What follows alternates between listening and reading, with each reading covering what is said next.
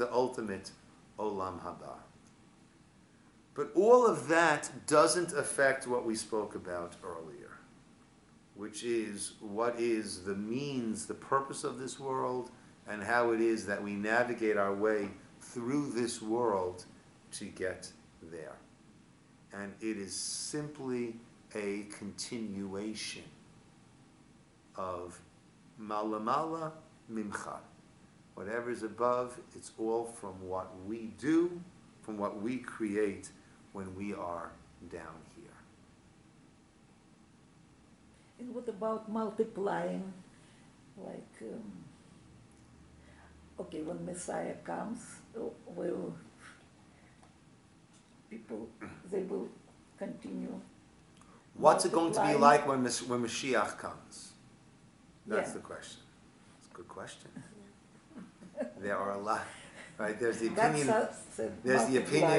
of Shmuel in the Gemara, who says, "Ein bein," I forget the exact term, "liyamot hamash, ein bein olam hazeh liyamot hamashiach." I think the only difference between this world and the time of the Messiah is shibud malchiyut bilvad. Whereas over here now in this world we're under the domain of these different kingdoms, countries, governments, different isms that hold us in their sway. At that point, yakiru v'yedu kol yoshvei tevel, everyone in the world will recognize God. But there are different, again, I am no authority and there are so many different views, but my understanding is there are different stages that the world will go through. Right? But all stages of getting a better and clearer understanding of God. Ramban, at the end of Devarim, discusses it, when the Pasuk speaks about that I'll take away your heart of stone. Right? So that refers to, he says, that now we have our confusion and we want to do things that are harmful, spiritually harmful to us. And we see that, right? We want to smoke. We want to drink, even though we know that it's bad for us. We also want to do things that are spiritually harmful to us. And we grapple, we struggle with it. Right? And at that point, this heart of stone, he will circumcise our heart of stone, is a term that's used. Right? Meaning that this arlat halev, this uncircumcised heart, wants all these different things that are actually harmful to us. And then at that point, we'll have such a deeper and clearer spiritual understanding that the same way that I have no desire to jump into a fire, there's no temptation whatsoever because it's going to hurt, it's harmful. It could kill me, it's going to wound me, whatever it's going to do to me. Right? So too, when it comes to doing something that's wrong, we'll have no desire for that. We will have a much purer self, what the Torah calls a circumcised heart. Heart referring to our desires and wants, and it will be very clearly focused. So Mashiach is going to be different stages that the world will go through. Right? Until we reach this point of absolute clarity, and until we reach this point of literally what we would call heaven on earth, back down over here.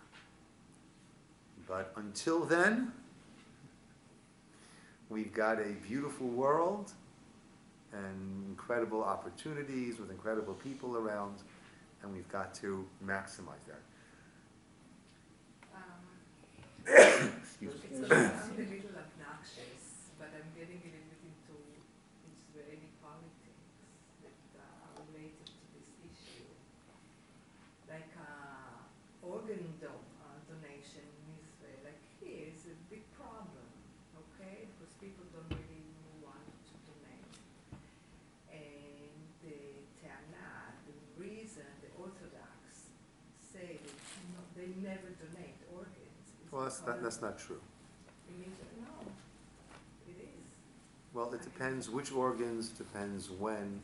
So maybe, but that's the general understanding. The secular world. Let's put Okay. it this way. Okay. And the reason being, okay, we need to be ready for the Messiah coming. Okay. Obviously, nothing stays. Yeah. Everything So there are different halachic views on organ donations. Certainly on something that I can donate in my lifetime, giving a kidney to someone else. That's again, there might be different views, but I would say the normative halachic view is absolutely no problem whatsoever. You should do that. The area of organ donations, and this is really a whole other topic, the area of organ donations, which becomes halachically an issue, right? And in terms of that, what you mentioned, like a burial afterwards, right? That part of you is still alive, and it doesn't need to be buried with you. The halachic issue that comes up, and last Monday I spent a good amount of time with this when I was at Ciner with a rabbinic conference there. There are certain organs which can only be harvested while the heart is still beating.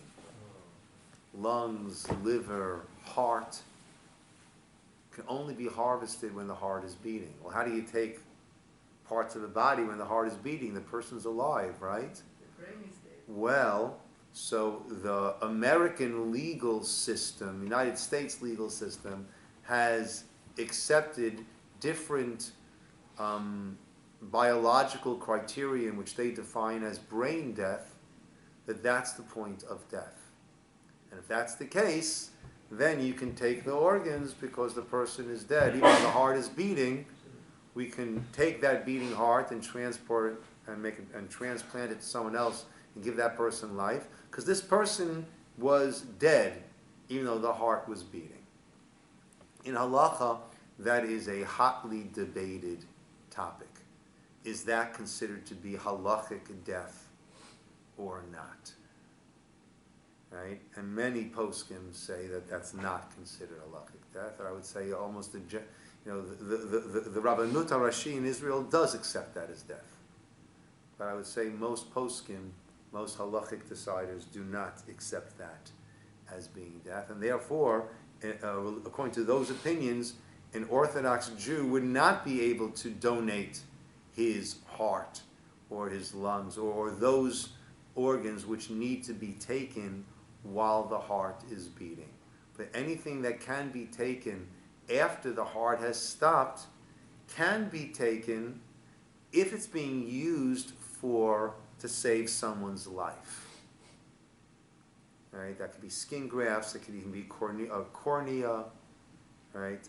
That which can be taken after the person's heart has stopped, and the person is, according to all opinions, halachically dead, that which could be used to say, right, we wouldn't donate our body for science, right? For research, we would not, but to save someone else's life, then we would.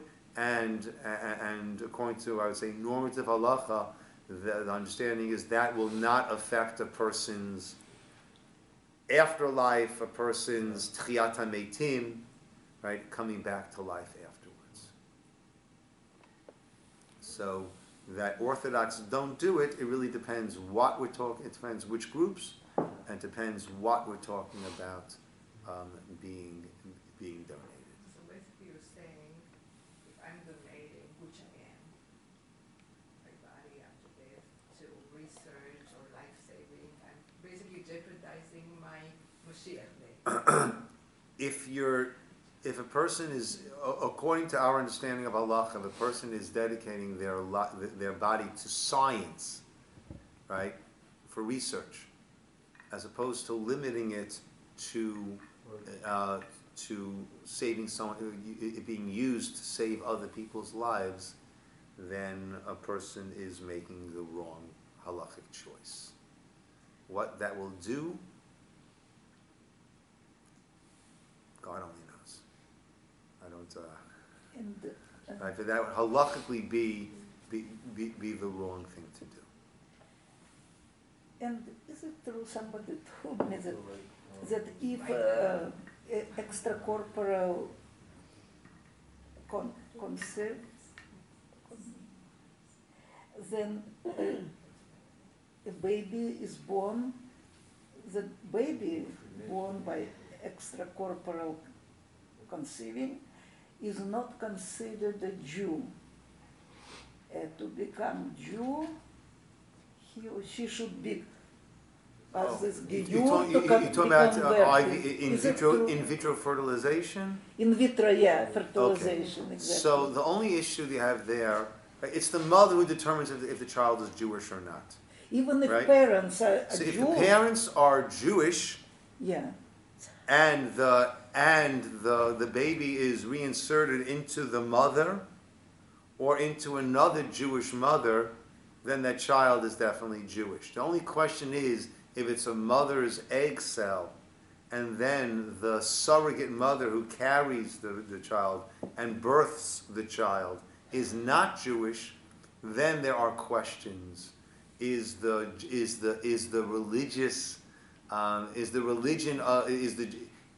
it go after the biological mother, of that egg, or is it the mother who birthed the child, who the child grew inside, developed inside? So that's where you would have a question of would the child need to be converted or because not? I was told that because actually it is kind of like against religion. It's not against religion. Yes, that's what I was surprised when if a when couple is having problems I was having told children, and then they don't have to go to these extreme means to have a child, but it certainly is not against religion in any way for them to do that. On the contrary, there's a mitzvah to have children, and Yes, for some people it comes surprised, easily, yeah. and for others it is a very long, arduous road. So, and people who take that difficulty and that expense and all that it involves, and they go ahead and do it, kol hakavod, kol hakavod. They don't have to, but kol hakavod to them. I'll just end with this. There was a couple that Natalie and I are still very close to. We were living in New York, and they didn't have children. They came to us a number of times. They had tried a number of times, and it's expensive. At least then, it's about $30,000 to try, and they came to us saying, should they try again or just toss in the towel? So I said to them, look, I wish I could write a check for $30,000 to help you. I can't. But I said, if you're coming to ask us, it means you're not yet at peace with not trying. And if you don't try, I think you'll always be asking yourselves the question, what would have happened if we would have tried? So we encouraged them, if they could, that they should try again. They did. They went to a very, very fine religious doctor who was in the top of his field, and he saw that they too were a religious couple, and he met with them, and then he closed the door, and he said, look, with all the efforts that we can make, ultimately it's in God's hands. Let's say Tehillim together, that God should send us a blessing. Right? In the end, they had a child through that, and then she had 2 more children, naturally, without needing any intervention. So it's a beautiful thing, and it's certainly not against halacha. The only question that you'll have about the Jewish status of the child would be, right, do we look at the egg mother? Do we look at the pregnancy mother to determine if both are Jewish? Nothing to talk about, right? Right? If one is, the other isn't. That's where it gets somewhat questionable, and that's where probably they would, in order to cover all bases, they would do a conversion of the child just to make sure that, according to all opinions, that child is Jewish. Yes? So if inadvertently a person does something that is an avera, and then afterwards realizes it and is like really shaken up about it. So whether it's, So- even in a case where it was done intentionally, there's always teshuvah. Does that sever more of your connection with Hashem? If the person does teshuvah, then it is, then one reconnects. So that Sometimes just you means reconnect feeling in, badly? in even a stronger, the teshuvah is threefold. I regret, I confess, not to the rabbi or to the priest, but I confess to God, Slach lana avinu ki chatanu, and I resolve not to repeat. That's the three-step relationship rebuild. Somebody could cause you to do something that you just didn't realize. Yeah. Like eating something, Yeah. for example. Yeah, it's done inadvertently. So, we're not. The Gemara is a great expression. Lo nitna Torah l'malachei hasharis. The Torah was not given to angels. And we try our best. We do our best. Sometimes things happen beyond our control. It wasn't given to angels. So we don't beat ourselves up on that, Thank you. right? What's in our control, that we try to control. Okay, my friends, we'll call it over here. Not exactly Parshat Ve'era, but I think a worthwhile discussion. Moshe was Thank you. somewhere in Thank you here. very much. Thank you. I don't know.